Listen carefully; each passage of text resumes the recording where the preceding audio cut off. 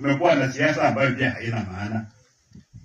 Mimi nimekuwa kwa serikali na kuna mambo ambayo pia mimi najua. Hata kama president anakuja, hakuna siku ambayo State House inadictate mambo ya familia.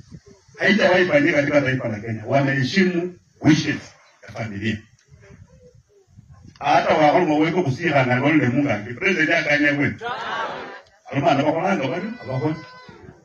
Sasa kama mama na mzee wamesema kwamba wataki kijana yao afike kwa bomu. Hata sio kulala, afike tu kwa bomu, kwa sababu ni bomu. Sasa wengine wanakuja kupiga kwa sababu gani? Kuna mtu ambaye ako na amri juu ya Chebukati marehemu kuliko wazazi wake? Hamna. Sasa mimi hata kama Mungu kwa mmekubali, leo nilikuwa nimekuja kureitare ya kwamba hata kama wanabeba mwili wapeleke wapi, sasa vile na tembea wanafula, Chebukati atemuse Mungu mwenye kawe. Kwa sababu familia imesema kuja wapi?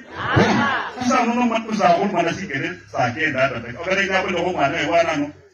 Sio kutiri obirawa. Unakija huko no mwana wewe mnaanza siasa kane ba kutu kolanga barera. Hiyo vitu tunataka.